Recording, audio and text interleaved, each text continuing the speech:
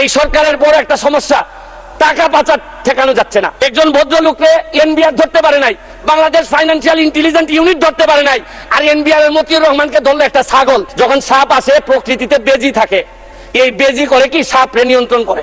কিন্তু এই সরকারে দেখা যাচ্ছে বিভিন্ন জায়গায় রাসেল ভাইপার আছে, কিন্তু বেজি ওই পরিমাণ নাই যে এই সাপরে ধরবে। মাননীয় স্পিকার, এই বাজেটে দুই তিনটা জিনিস আছে, ভালো সফলতা আছে এই সরকারের। আপনারা কি করলেন? আপনারা ইন্টারেস্ট রেট বাড়িয়েছেন, খুবই ভালো, এটা প্রশংসার যোগ্য। আপনারা মানি সাপ্লাই বাজার থেকে কমিয়েছেন, এইটাও একটা সংকুচনমূলক মুদ্রানীতি, রাজস্ব নীতি। এই রাজস্ব নীতি করতে গিয়ে, সংকুচন করতে গিয়ে সবই ঠিক আছে মাননীয় স্পিকার, কিন্তু আমরা নিজেরা এমপিদের উপরও সংকুচন শুরু হয়ে গেল। আমাদের গাড়ির উপরও 25% একটা প্রস্তাবিত বাজেটে চলে আসলো মাননীয় স্পিকার। আমরা যে জিনিসটা বলতে চাই, কম্পেয়ার করে এই কথা বলতে চাই না স্পিকার, মাননীয় স্পিকার। কাদের সাথে কম্পেয়ার করবো আমরা?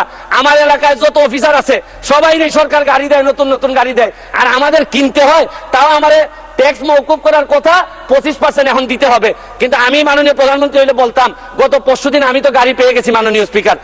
গাড়ি পেয়ে আমি গাড়ি পেয়ে গেছি, আমারে তো কোনো ট্যাক্স নেয় নাই মাননীয় স্পিকার। তবে আমি মাননীয় প্রধানমন্ত্রীকে বলবো যে আমি যেহেতু ট্যাক্স বিহীন গাড়ি নিয়েই আসছি, আমার অন্যান্য কলিগরা তো আনতে পারেন নাই।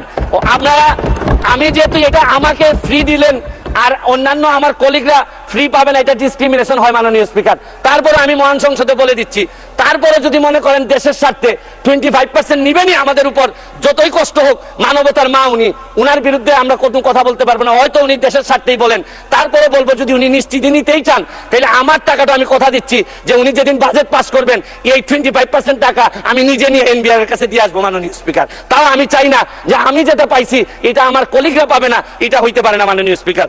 মাননীয় স্পিকার, আপনি দেখেন টাকা পাচার এই সরকারের বড় একটা সমস্যা, টাকা পাচার ঠেকানো যাচ্ছে না। আপনি দুর্নীতি করলে তো অর্থনীতিতে নিয়ে আসা যায়, টাকা পাচার হয়ে গেলে যে দেশে যায় এই দেশের অর্থনীতির বাজেট হয়ে যায়। আরে আমরা বঙ্গবন্ধুর খুনিদের আনতে পারি না, আর টাকা পাচার করে এই টাকা ফেরত আনবো কিভাবে? এইটা একটা বড় সমস্যা। টাকা পাচার করে আমাদের বাজেট সংকুচিত হয়ে যাচ্ছে মাননীয় স্পিকার। মাননীয় স্পিকার, আরেকটা জিনিস, এই সরকারে রাসেল ভাইপার সাপ চলে আসছে মাননীয় স্পিকার।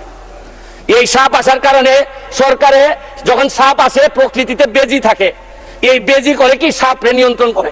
কিন্তু এই সরকারে দেখা যাচ্ছে বিভিন্ন জায়গায় রাসেল ভাইপার আছে, কিন্তু বেজি ওই পরিমাণ নাই যে এই সাপরে ধরবে মাননীয় স্পিকার। আপনি দেখেন এই আমাদের প্রতিষ্ঠানগুলা কত দুর্বল হয়ে গেছে। আমাদের প্রতিষ্ঠান, একজন ভদ্রলোককে দুদক ধরতে পারে নাই, একজন ভদ্রলোককে এনবিআর ধরতে পারে নাই, বাংলাদেশ ফাইন্যান্সিয়াল ইন্টেলিজেন্স ইউনিট ধরতে পারে নাই, আর এনবিআর এর মতিউর রহমানকে ধরলো একটা ছাগল। ছাগল ছাড়া এই লোককে তো আপনি আনতেই পারতেন না। ছাগলের কাণ্ড হওয়ার কারণে আর ফেসবুক ভাইরাল। 1 মিনিট আপনার বরাবর অ্যাপ্লিকেশন আছে, আমি 247 ইনভোক করতেছি। এখানে 247 হচ্ছে কি আমার বিরুদ্ধে, এখানে একজন মাননীয় সংসদ সদস্য আমার বিরুদ্ধে অভিযোগ দিয়েছেন। আমার আত্মপক্ষ সমর্থনের সুযোগ দেওয়ার জন্য, আমি সময় দেওয়ার জন্য আপনার কাছে দাবি জানাচ্ছি।